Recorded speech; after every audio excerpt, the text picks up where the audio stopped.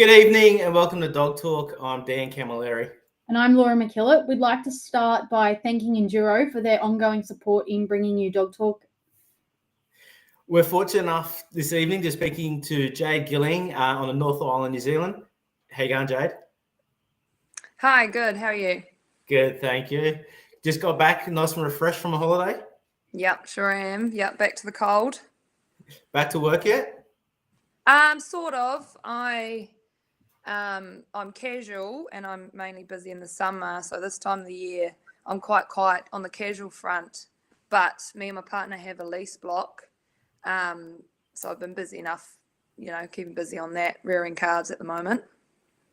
So whereabouts on the North Island is home? Central North, Taumaranui, a little place called Ofonga. And how long have you been there? 3 years now. Yeah, it's a pretty cool area. I do really like it here. Mm-hmm. And before there, I know you mentioned earlier you spent the first 7 years of your life in the UK.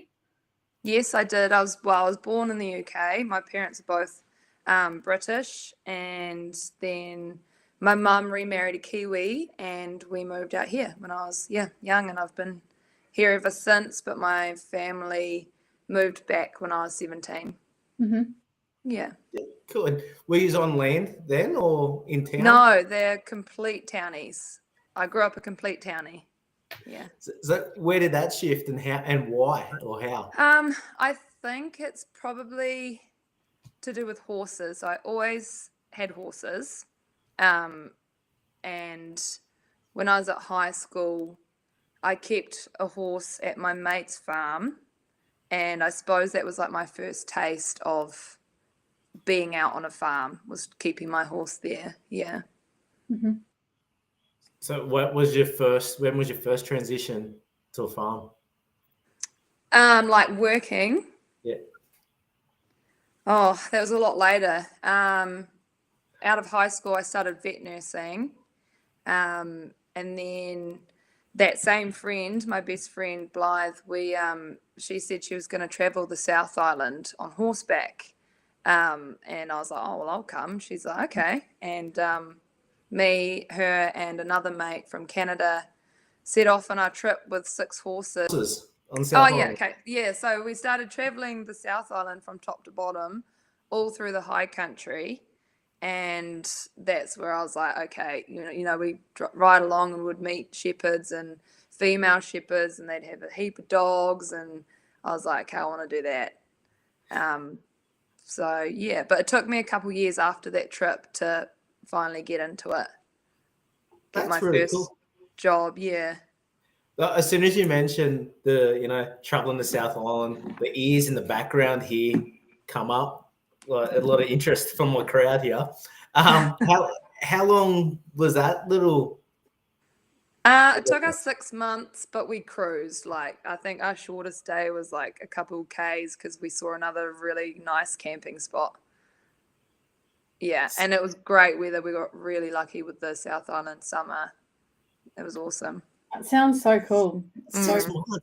Traveling through the South Island on horseback. That's ridiculously awesome. Yeah, no, it was awesome. Best time ever. And did you just work along the way or just rode the horse? No, we just swam our horses and rode. We literally just had lived the life. Crazy 6-month holiday with our horses. That's so cool. Yeah. Cool. So you come a couple of years down the track, and then tell us how you got in. You went back to vet nursing? No, I actually then did AI and dairy cattle, and then worked on a dairy farm for a season, and was like, right, I really want to get into sheep and beef, and I moved back home, and I basically just I got told that a station near the area where I grew up was looking for someone, and I just basically drove up the driveway, knocked on the door and said, hey, do you need a worker, like with no experience or anything? And they're like, yep, sweet. And that was my first job, first foot in the door, so went from there.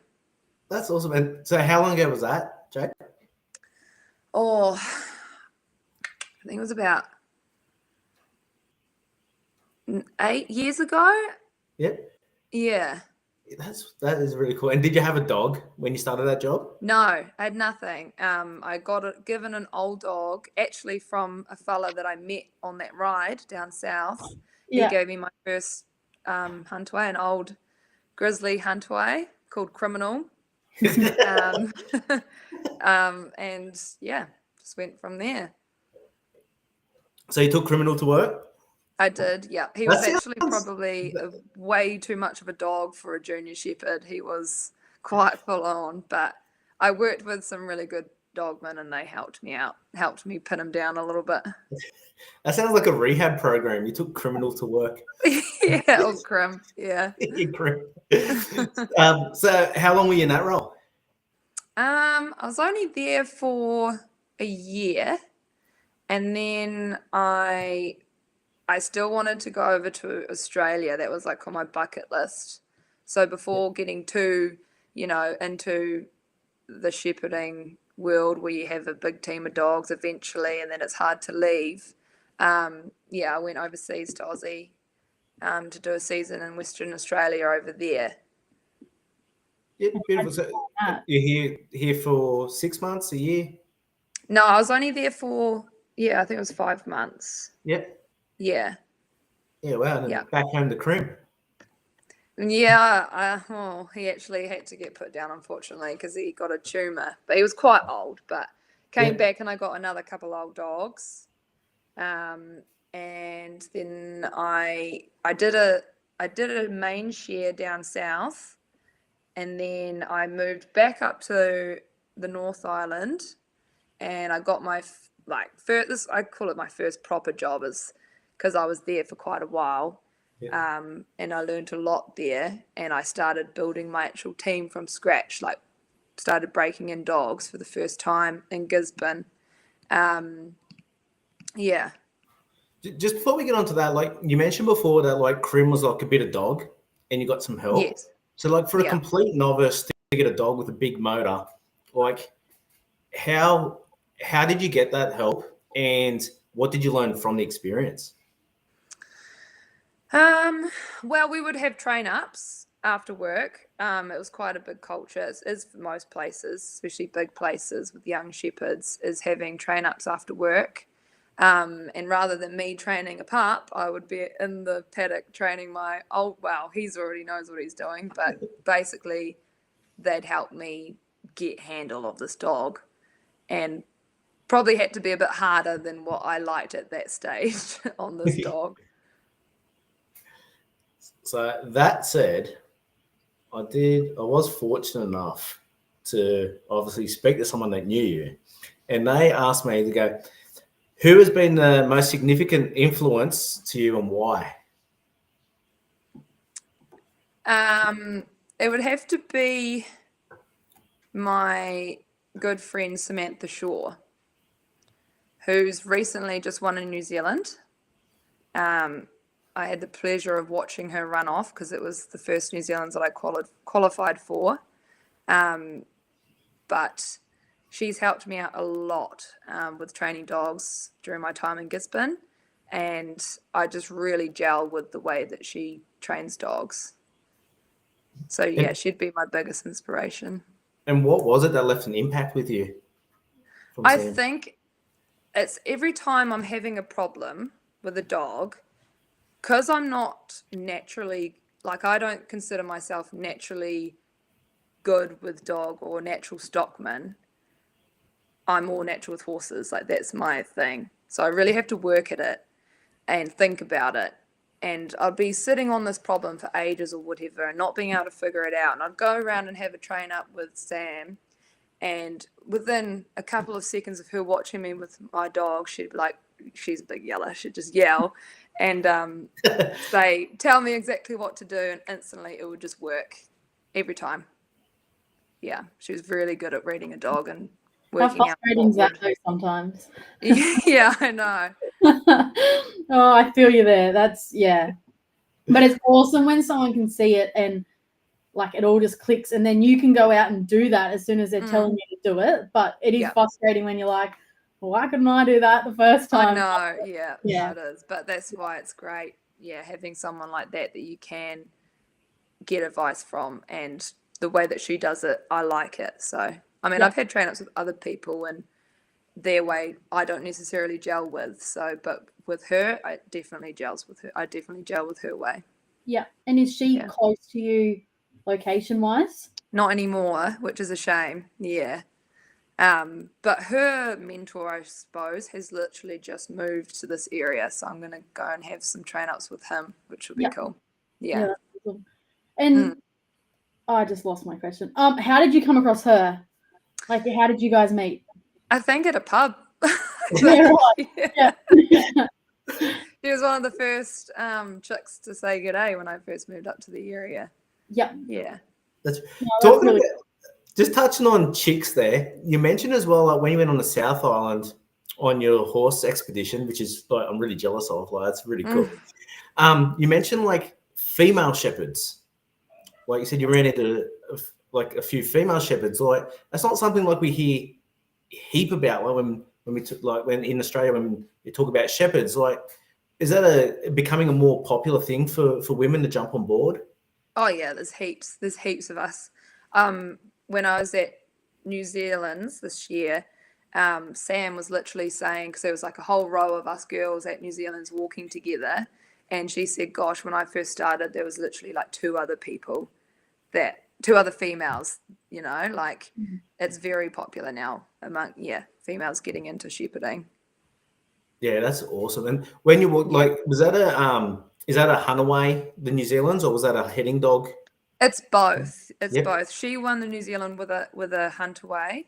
Yep. But yeah, it's both. You basically at our dog trials, you just need to get 6 points per dog to qualify for New Zealand's and 5 for the islands. Yeah. While we're yarning about trialing there, do you want to tell us a little bit about it? So is that like, because you got the zigzag, you got obviously the heading dog stuff. Do you want to talk to us a little bit about the different types of trialing? Yep. Okay. So the Hunaway has 2 courses. They've got the zigzag and the straight. And basically, you know, there's 3 sections in the zig, and you have to get the straightest line in the middle the whole way up. And with the straight, it's pretty self-explanatory. It's just straight up the middle, and you get points taken off for line if you're offline, dog faults. So say I'm just talking about Hunaway. So if a Hunaway looks back or sniffs or stops barking, and there's a few other things. So that's the Hunaway side of it. And then the heading dogs, there's the short head, which is a head, pull down, and then you've got a drive. And then you've got a hurdle in the middle and a pen at the other end. To get a complete, you need to pen them. But there's a lot of places you can get points taken off you for the head, the drive. The head, the pull, and the drive. Yep. Oh, and then for the there's also the long head, which is basically just a big long head and a pull and a hold. Yeah. Yeah. And what do you reckon Marge is good for there, Laura? She does it all. She get an unintentional zigzag? Sometimes. I have to admit, the other day I did use put some sheep from one paddock to the next. They're almost pets, I guess, my trainers. But she went out behind him, and I was like, right, keep coming then, and open the gate up, and they come through. But cute. Good luck, dog. So, Jade, do you want to tell us a little bit about your current team? Sure. I take seven to work at the moment. I think I've got 3 pups, and I have 3 heading dogs, 1 healer, and the rest Hunaways.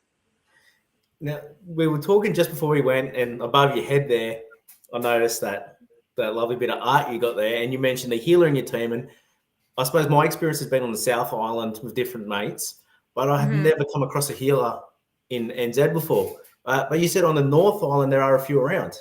Yeah, there is. Yep.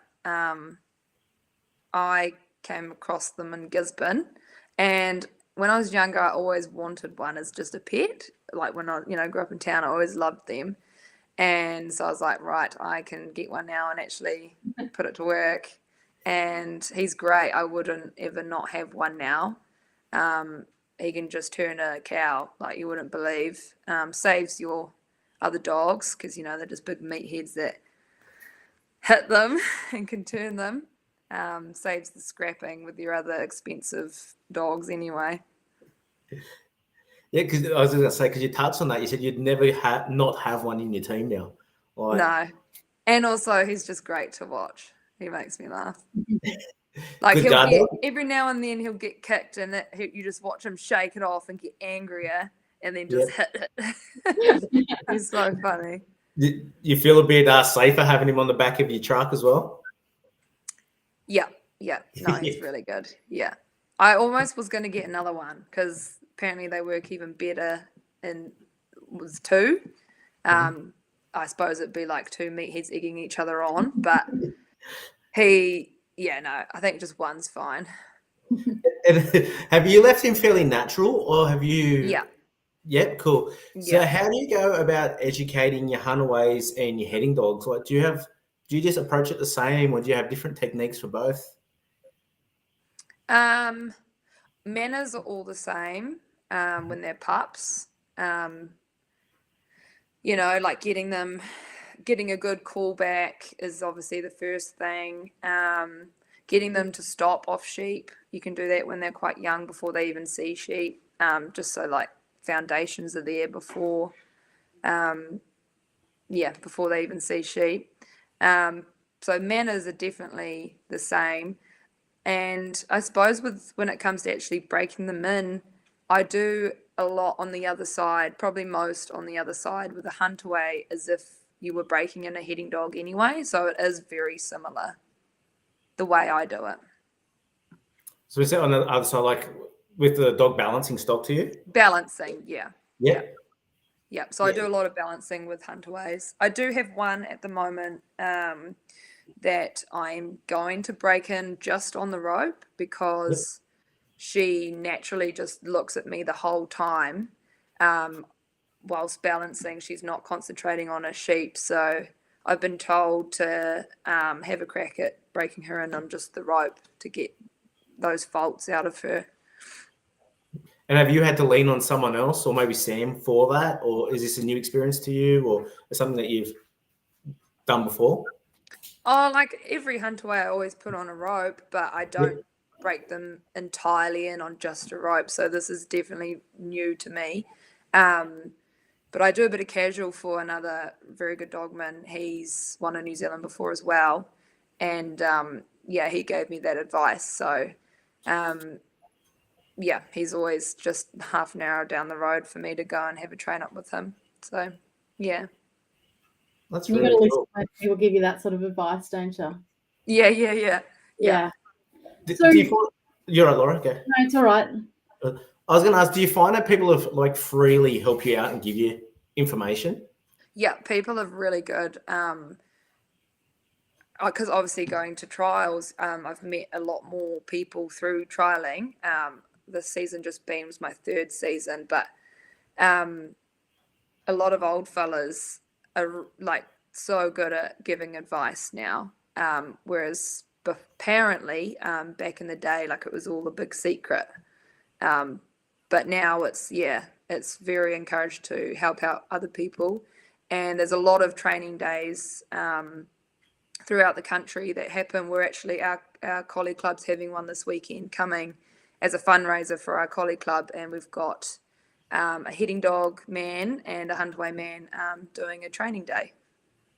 That's really cool. Yeah. That's awesome. Do you want to tell us a little bit about your collie club? Oh, it's just the area. So each region, they have like 7 to 10 clubs in the region. Some have a little bit less, and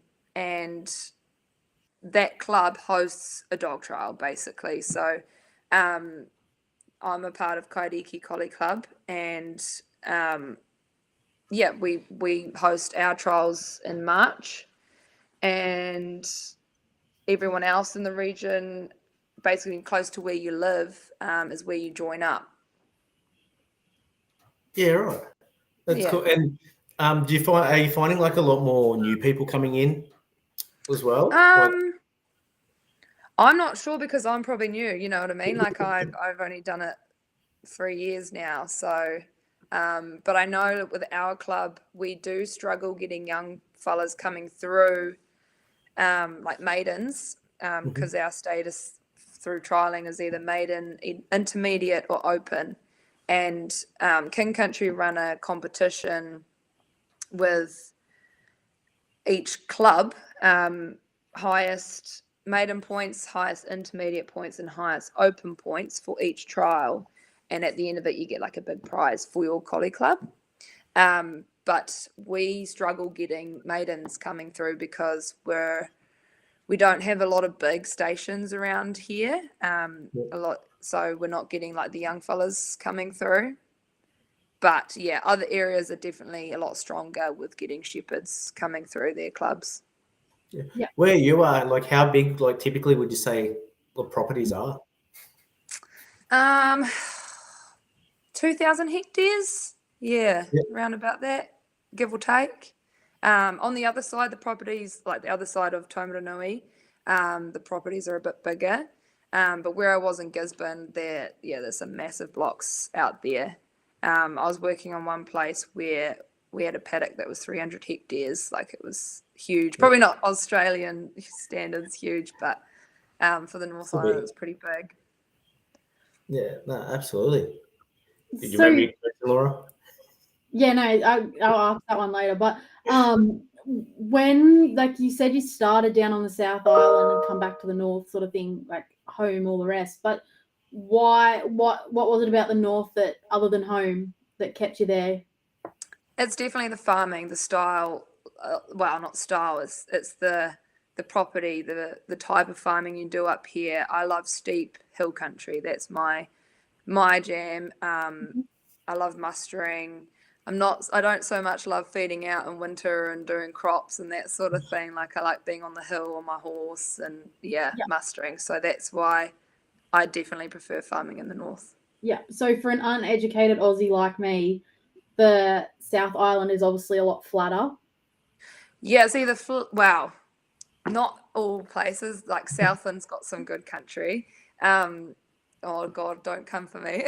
But yeah, you get a lot of flat country and then mountains. So it's where the North is more just mountains everywhere.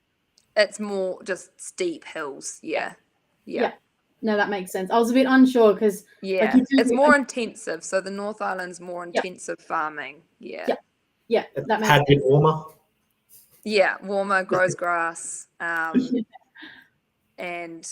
I'll always go to a place where it's grass fed only rather than cropping. But that's just me. Yeah, no, that's fair enough. And as you called yourself a townie before. How have you gone being welcomed into the sport and the community and industry? Really good.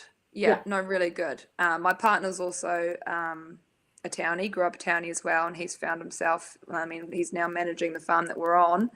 And there's a few of us out there that randomly just wanted to do it. And at first, I always thought I'd never be able to do it. And then you just somehow find your way in and you're like, oh, that was actually not too bad. Yeah. And you mentioned before in your lease block you got your own cattle. Was that right? Yep, this is our second year. Oh, so we're still within the first year of our lease. And last winter we reared calves, dairy calves. And you can either get them to 100 kilos and sell them. We're going for a lot of money at the moment. Or you can keep them on, however long you want. And we did keep on some of the ones we reared, but we also sold a few. And we also got in trade lambs as well. Mm-hmm. Yep. So that kept us busy enough. But the prices have been unreal. We're very lucky to get into it. And the store market has just been, really good. That's cool. And you're working cattle and sheep on the property you live as well? Yep. Yep. Yep. It's a sheep and beef. Where I live, yep, it's a sheep and Yep. beef property. Yeah. And are you utilizing your huntaways with your bark on your cattle as well? I'm more of a heading dog person on cattle and Yep. healer, obviously. I've got a heading dog that heals, so him and my healer work well together. And then I've also got a heading dog that barks only on cattle. He never barks on sheep, and he's real handy. There has been the odd time that I've had to send half the team out to deal to a naughty cow, but yeah, I'm mainly heading dogs and healers on cattle. Yep. And what's your preference when you get the sheep? Do you go straight to your bark, or do you like to go to your heading dogs? Combination of the two? Probably straight to Huntways. Yeah. But I do put a quiet on them as well. So say that you're not needing to punch anything. You can just have a Huntaway just quietly following behind a mob. I do like that. I don't like constant noise the whole time when it's not needed. And I suppose the way you're educating them, like, very similar as well, like you said, like on balance to start with, probably make that a little bit easier for that kind of setup. Would that be accurate? Yep. And I love a clever dog as well, like a naturally clever Huntaway. I've got one at the moment who's just a freak of nature, and she's only 2 years old and she's already out there doing most of the work. I have to sort of be a bit careful with her, but that's what gets me excited, is a really freakishly clever dog. I love it. Tell us a little bit about her. Yeah. What do you find so clever about her, and why do you love her so much? Just figuring out stuff like obviously, you do all you can in the training paddock, and then you get them out there, and she just instantly got it. Like every other dog I've ever had, it's taken a lot longer, but she's just like susses everything out and was like, oh yeah, okay, yep, no, I've got it. And it's so cool. I love watching their little brains work, and she's a pretty cool dog.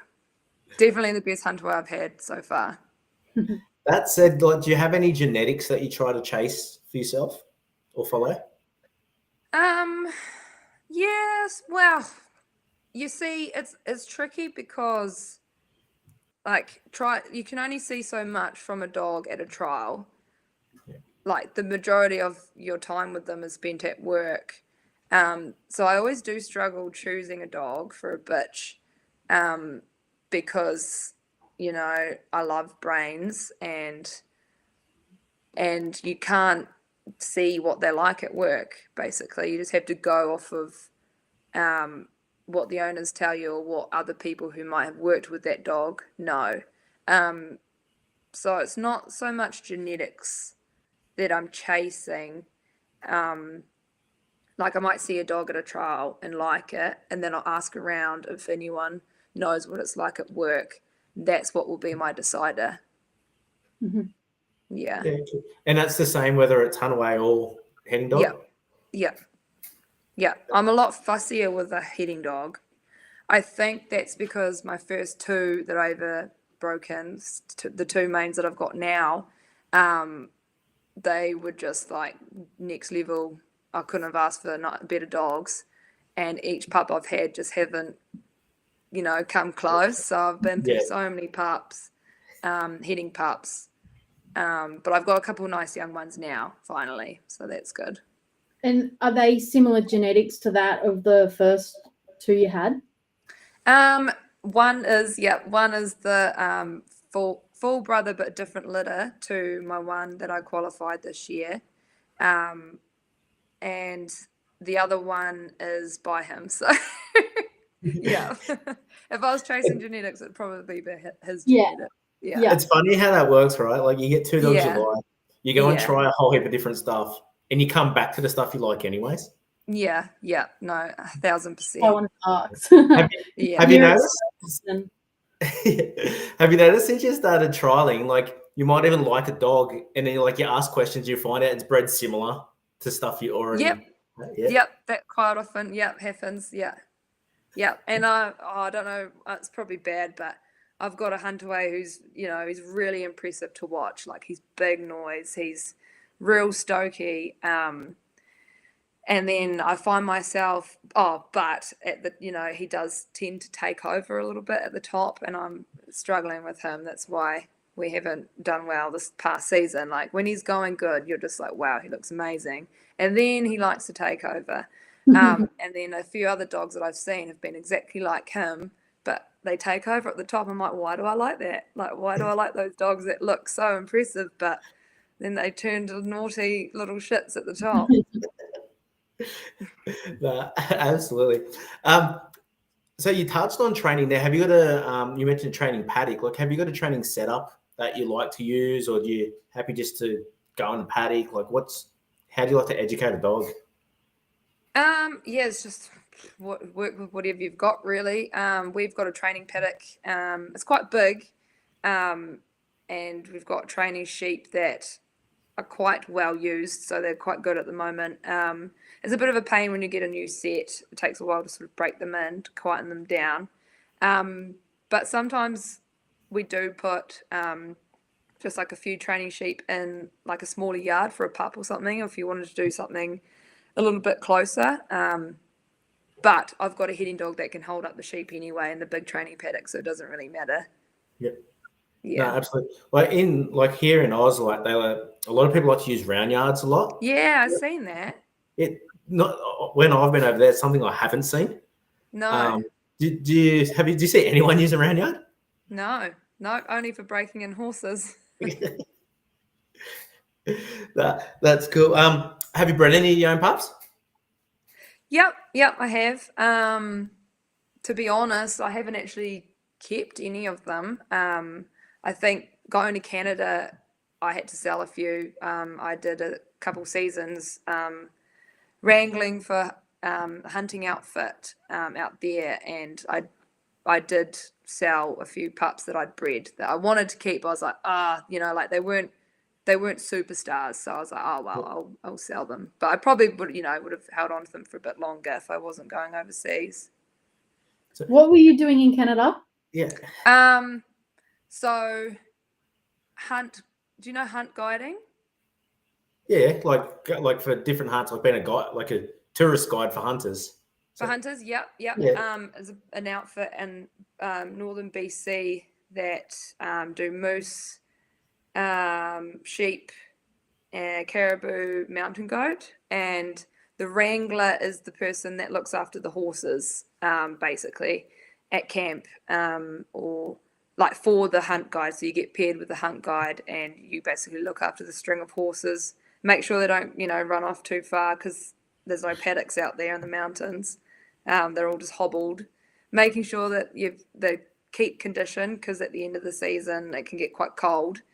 Also having to go and pick up moose or whatever they've killed. You have to meet them. But yeah, it was pretty cool. I'd keep doing it every year if I could. It was a lot of fun.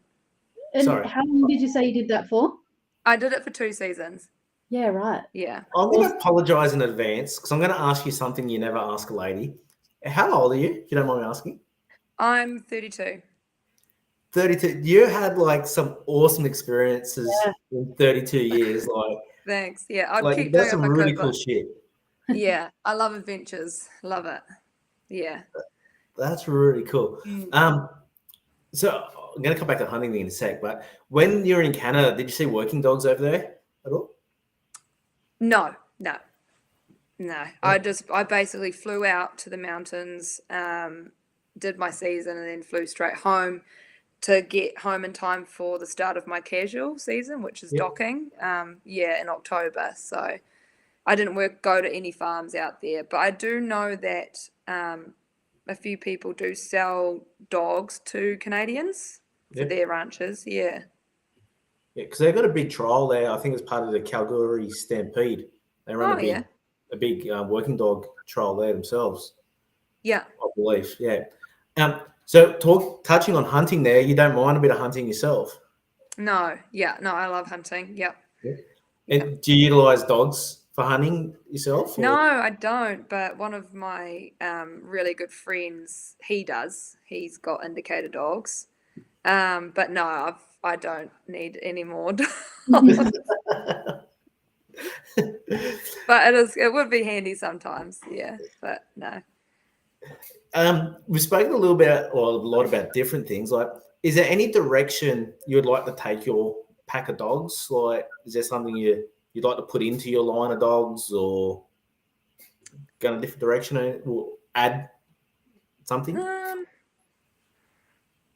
don't know really. I love my heading dog that I've talked about. Like, if I could keep his line going, would be great. If this pup, works out to be like him, she's a bitch, so I'd love, obviously, her to work out to keep his line going. And I don't know, really. You get pups of people and they either work out or they don't. You either like what that dog's like. If it's a bitch, you'll whack it in pup and hope that it produces something like her, you know what I mean? So, yeah, I don't think too much about it. Basically, it's just I've got the dogs that I like, and if I can continue, I don't really know what I'm saying. That's cool. Do you find over there? I don't. You might have experienced when you come here, but sometimes people can get a bit cliquey in different like lines of dogs, like kind of stick. With the lines of dogs they have like kind of rotate around the same people, and they get a bit cliquey like that. Do you find over there similar stuff, or probably a bit more? Sort of like, yeah. So my group of friends, we keep like would always offer each other a pup first sort of thing before selling.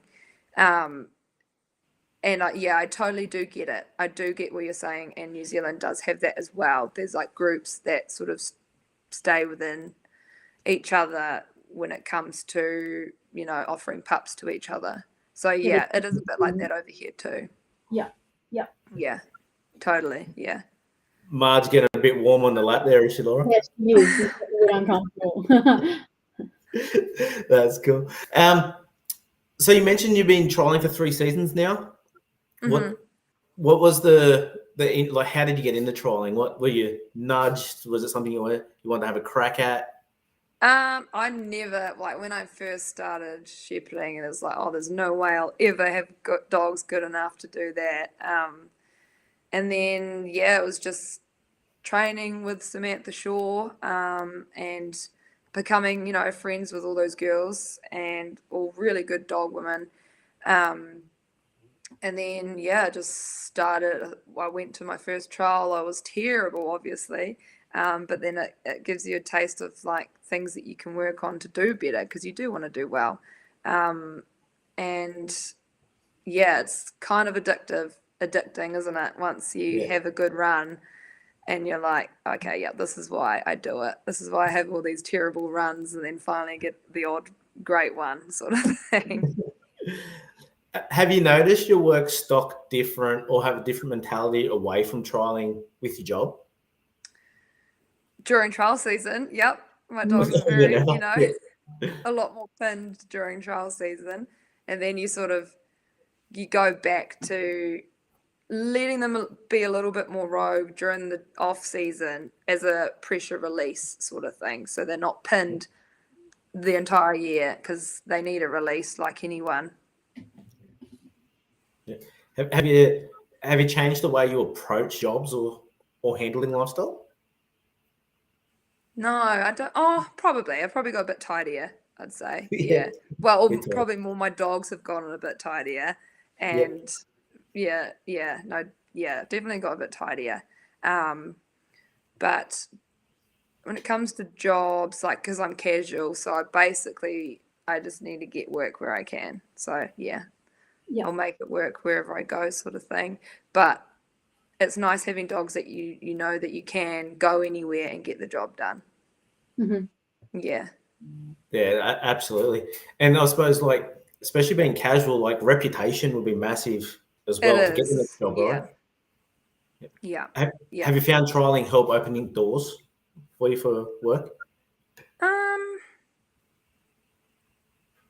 Not so much, to be honest, but probably if I asked, but I've been all right so far where we live, but trialing's been great because you do meet so many more people that are like-minded, and you do become quite good friends with them, like because you see them every weekend for a good 3 months, however long trial season is.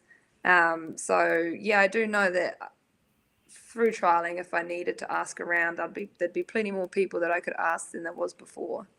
Yeah. And what was it that made you go and give it a go? Trialing. Hmm. It was probably just my friend Sam saying, "No, yeah, you can do it. Give it a crack." And so I did. Yeah. I pretty much listened to everything she says. So yeah, and then went from there. And Have then you just got like got a? better each season, which is nice. Well, you're doing something right then. Yeah, well, I am with my hitting dog anyway. Yeah. Have you got a memorable moment, or it might not even be something that you've done, but you've seen and gone, oh shit, or an achievement? Oh, it would have to be winning my first Open. That was like, yeah, that feeling was amazing. Yeah, it was really cool. I had no idea that I was so shocked. I was at a 30th and I was asking the fella whose 30th it was, there's no service out there. And I said, oh, could you just keep an eye on the score, the board, the Facebook page, and then he said, oh, you've won. And I was like, oh, yeah, whatever, you're joking. And then he's like, no, you actually have. And it was pretty cool. I'll never forget that. That's awesome. So you weren't there. Does that mean you guys are like you win off one round, or do you have finals as well? For like your normal, just Yeah. your club trials, it is just over 2 days, and usually on the Saturday night or sometimes the Sunday morning, you won't find out till they post it, which can be like the following day. But for a centre trial, so each region has a centre champs, and that is over 3 days, and you find out the same time, but the top 5 centre people go into a runoff basically on the third day, and but anyone outside of the centre who gets in the top 5 instantly qualifies for New Zealand. So you don't have to get the 6 points. If you get in on a centre trial, which is only one each region, then you can instantly go to New Zealand's. Yeah. And does the New Zealand shift every year? Yes. Yep. And islands every year. Mm-hmm. Yeah, that's cool. Do you find like the crowd you're around, they're using the same dogs that they trial for work as well? Yep. Yeah. Yeah. No, I know some people don't, but everyone that am friends with or know, they're sort of like, what's the point, if you don't have it at work, which makes sense to me anyway. Trialing's like the little bit of fun on the side, but the main thing is, you want a good team of work dogs for working. You're speaking of like 100%. Like at first, like trialing's the cool thing, but work is where it's at, right? You got to pay your bills. Yeah. And what age are you taking your dogs to work? It depends on the maturity of the pup, I suppose, but everyone's different. I'd probably wait a little bit longer now than when I did. I just like to have a little bit more handle on them before taking them to work. And I know I have sort of, you call it soured, a couple of dogs when I was starting out, because you're wanting to, break them in quickly. So now I'm a lot more relaxed. So probably, I don't know, like 10 months would be standard for when I start taking them to work. Yep. And they would, with a hunter, I would probably just be bashing around in the yards before doing anything too fancy. And then with a heading dog, it would just be heading the odd mob, like small mob here and there. Yep. You mentioned the yards there, like having all that noise when you want it. Are you still asking your dogs to back races as well, or do you prefer to work the side of a race? I always have backing dogs. Yeah, I do have a dog that you can send up the side and come back through, but I usually get them to just back. Yeah. Is that a common thing? Because a lot of like a few of my mates over there don't. When I talk about backing, like, no, I don't do that. Like, Yeah. Nah, it's pretty common in New Zealand. Yeah. I'd it say is. Yeah. everyone's got a dog that can back. Yeah. And are you expecting the same from your heading dogs as your Hunaways in the yards, or? No, but I have heard my partner knew someone that had a hitting dog that did it. Yeah, but that's quite unheard of over here. Yeah, that's cool. And like with the country the way it is, like you like your hills and your mountains. Um, do you find that those dogs that you bring in at like 10, 12 months, you're only doing like smaller things with them, or are you like letting them go a Yeah. bit, use their brain a bit, and throwing them deep end a little? Yeah, probably. Well, yeah, you've got to be careful with how young they are. You know, spending a big day at work on their joint. You've got to be careful about their joints and that sort of thing. So yeah, you just sort of have to ease them into it as they get older. Do a little bit more and more here and there. Obviously, a bit easier if you've got a trailer or something like that. But if you're behind a horse, you do have to be careful. Yep. So that said, like, what do you want to see? Like, what control do you want to have on those dogs at that age to be able to take them to do, have them behind the horse and do those jobs? Like, because not like, especially you mentioned behind the horse, not like, okay, they're playing up, just throw them in the back of the ute. No, Yeah. yeah, Right. Or yeah. the You do need buggy. to have a bit of control, but just a good callback is the main thing. Like, if you don't have that, I definitely would not be taking a dog to work whatsoever. But yeah, I wouldn't stress too much about much more than that, really. As long as you got a good callback, if you really wanted to take them to work, and you can actually, let them off and see what they do, observe what they're like first before putting too much gear on them. Yeah. Yeah. So fairly similar to what we do here, Yeah. except like probably a little bit more flatter here, and people are probably taking those younger dogs out when they've got a ute or something close where they can just put them back in the dog box. Yeah. Majority of Yeah. not everyone, but a lot of the time, right? You Mm. talk about your train ups. Is this like a few time a week thing after work, or an Yeah, everyday especially in thing? Or winter when you're a bit quieter, take a few beers down to the training paddock and a bunch of you get together. It's quite fun. how often would you spend training your dogs? Probably 3 times a week. I aim for 3 or 4 times a week during the winter. Um, don't get a lot of time in the summer, and obviously it's like quite hot anyway. So the winter time's the best time, in most people's opinion, to really get stuck into that training. Yep. You've mentioned Sam there, like talking about training a few times. Are there any other like legends out there, or people that are considered legends in NZ that like you look up to? Oh, there's plenty. There's plenty. Oh God. Tom Manson, he's a bit of a legend. I went to his training day. Um, that was really good. I can't think it on the top of my head. My partner, he's pretty good. I've learned a lot of him from hitting dogs. Um, Yep. he's really good with the hitting dog. So yeah, I probably have learned the most hitting dog wise off of him. Yep. And he learned off of a bit of a legend, Grant Calder, he's down south. And he's that fella who's in a wheelchair and, still breaks in his own dogs and trials, does well at trials, gets in runoffs. So yeah, he's definitely a legend in New Zealand. But there's a lot. There's a lot of That's really amazing cool. dogmen. Like over here, like if you go to school, you expect to see like your kelpies, your collies, maybe your healer, a coolie here or there, maybe. But when you go like to particular training days, are you expected to see like, all right, we're going to go to one for our Hunaways and then we're going to go one for our heading dogs, or is it everybody just mix and match? For training days, yeah, there's usually like a hitting dog person or a hunt away person, like the one that we're hosting this weekend. We've got Dan Murphy for the hitting dogs.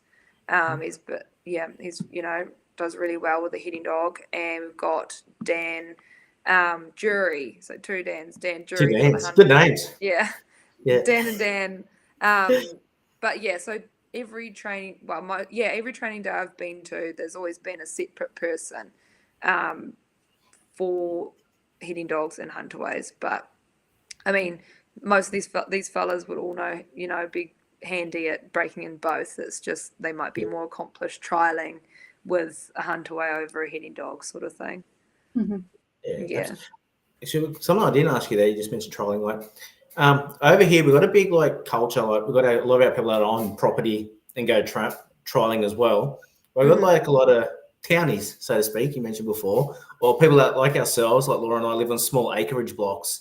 They might have 20, 30 sheep, a couple of cows, whatever it may be, as well. Like, in trialing over in NZ, do you find it's more people off the land, or do you find you have the social trialer, so to speak, as well?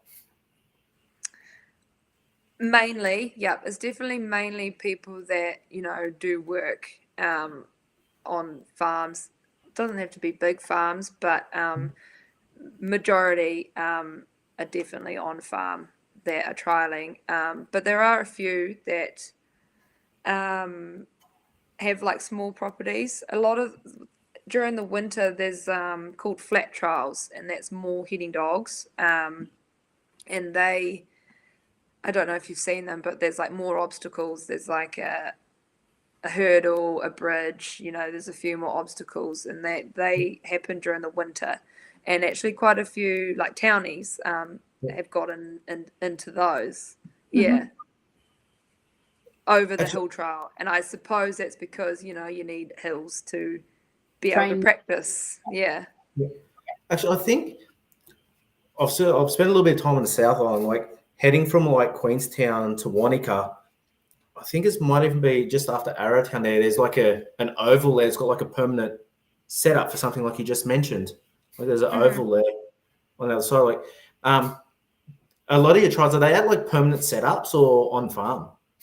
On farm, yeah. The trialing, that I do during the summer. Well, it's like from February to May. Those ones are all on farms, and they're generally in the same places every year. You might lose ground, say if that farm's sold or whatever. Then you might lose a course, and you'd have to find somewhere else for it. But generally, they're in the same place every year. Yeah. And do you have like your ultimate dog as such? What does that look like? Oh, I can't choose between a heading dog and hunterway. I wouldn't be able to tell you what my favorite would be. But I don't know. I love little dogs, like a little small fit type. Brains. I love brains. Mm-hmm. I love hard dogs, but that are softer on people. So I'm that weird person that loves a hard dog who's really hard on stock, but is soft on people. Yeah, that's my ultimate. What do you mean by soft on people? Like soft in terms of like temperament and like training? Like it's biddable. Yeah. Biddable. Yeah. Yeah, biddable, but also like you don't have to stomp on them a heap, but not arrogant. Yeah. 100%. Yeah. I like that too. So they're hard to find though. They are, yeah. Come past any Kelpies in your trialing scene? No, I've never seen it, but I think they do, but I've never seen it.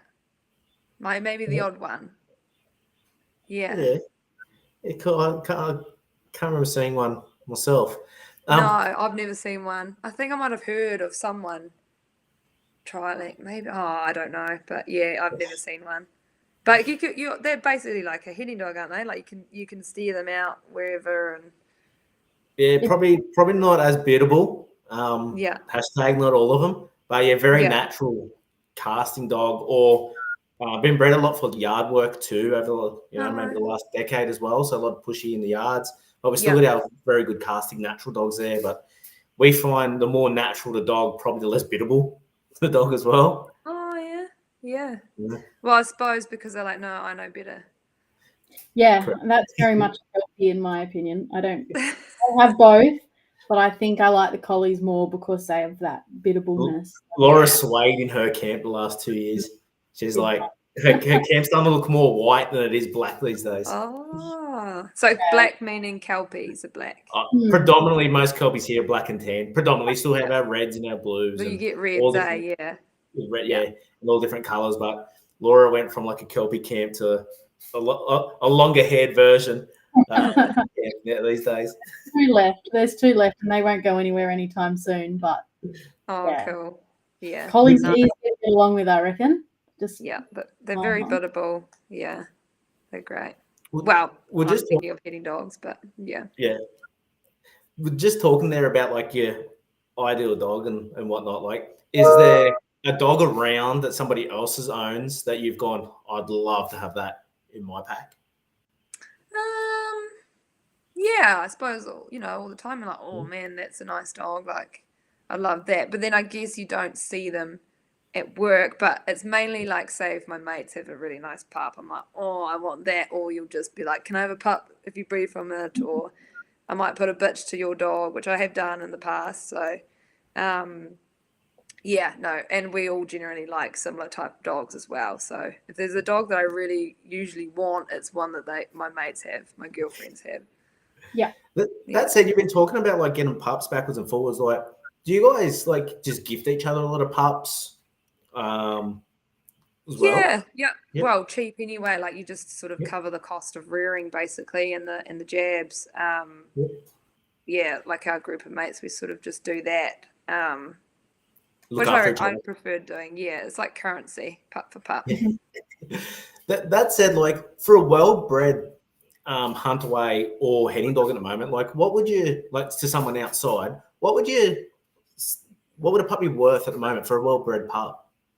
I'm terrible because I always undercharge, but oh god, I mean you could sell like just a weaned well-bred pup for $1,000, which is probably very cheap for Australian standards, because you guys your dogs are worth a lot more over there, I believe. Yeah, you probably anywhere from like $1,000 to $2,000 for a well-bred Kelpie or collie. Let's call it $1,000 to $3,000 at the moment. Like the price has gone up. Yeah. A lot. So I don't think many people would be buying or selling a pup for more than $1,000. Mm-hmm. Yeah. And hunt away the same. Yeah. Yep. Yeah. That's cool. Do you find that people that spend more money probably put more time and effort into their dogs as well? They've made an investment. Yeah, I'd say so. Yeah, but then I mean, away from the mates looking after yeah, mates. Yeah, I'd say so. Especially like if you bought one that already had gear on it, or or was fully broken in. That's when you're definitely. I know my partner got sort of given his first dog, but the old fella told him, "No, you're going to give me this amount of money because you'll take more care of it," sort of thing. So I do think so. Still a bit of beer economy as well. What's that? Still a bit of beer economy. Yeah. In a box. Yeah. Spates. Down south, maybe. Yeah. What's the drop up north? Oh gosh, I'm not a beer person, but probably Summit. Yeah. Yeah, nice. Yeah. It even just sounds like a Kiwi beer, the Summit. Summit, yeah. For someone that came into the industry extremely green, wet behind the ears, what advice would you give to other people that didn't have connection, so to speak, or a foot in the door? What advice would you give to those people that are a little hesitant? Well, for actually getting into farming. So, there's a lot of programs out there now.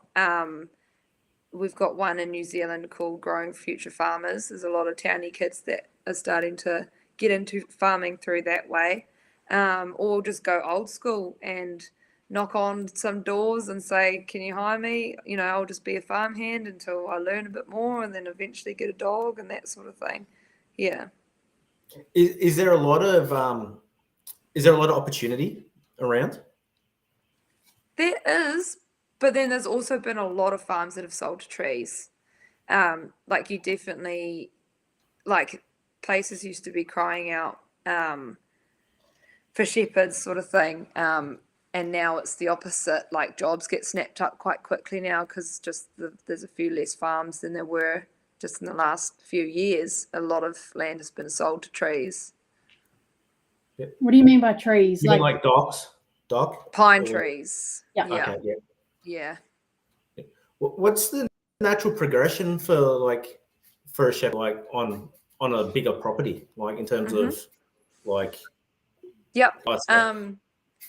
So you start off as a junior shepherd, and then shepherd general, then senior shepherd, head shepherd, then stock manager or block manager, then manager.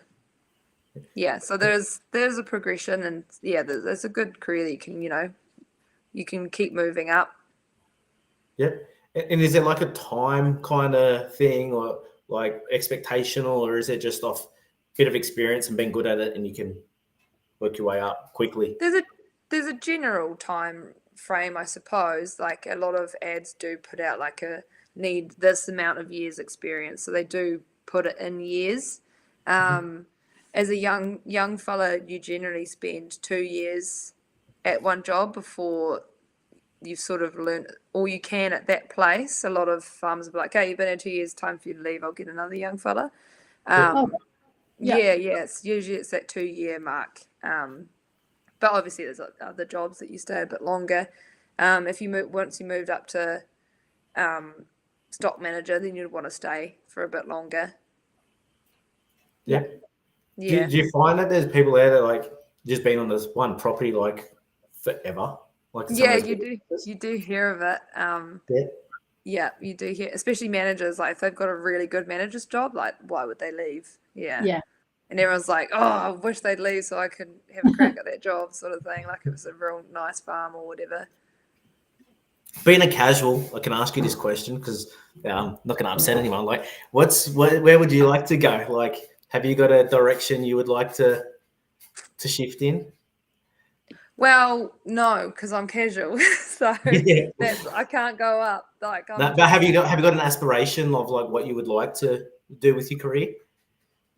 I think it's working quite well at the moment. Me being casual, because if you're in a partnership where you both run dogs, one of you has to be casual. Otherwise, you have to live in different houses, basically.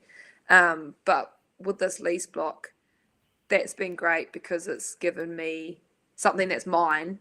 Even like we're 50-50, but I do most of the work on it, and that's great. Rather than buying a house, like we bought stock, which is a lot more fun, I reckon. Even though it's probably might not be smart, but we'll see.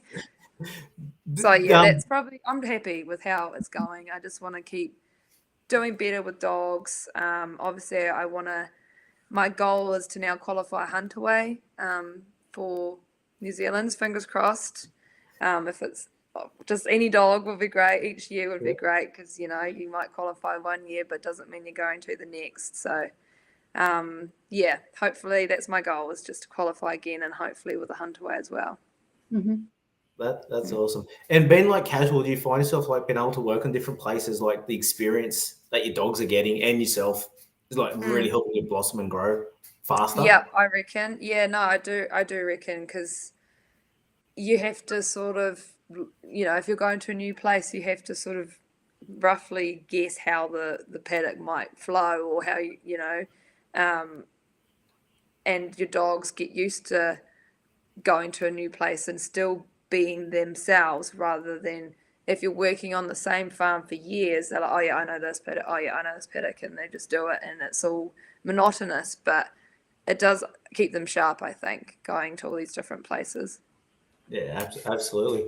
And having been like gifted an older dog to start with, someone starting out, what advice would you give them? Would you doing something similar, going and sourcing a well-bred pup? What would you recommend? I definitely recommend getting an old dog first, because you do learn a lot off them. Maybe not one so strong as the one that I had, but yeah, really handy having an old dog, so you do learn a lot off them. And then once you do get a pup, make sure you find someone that you can, you know, go and regularly have train ups with rather than trying to figure it out on your own.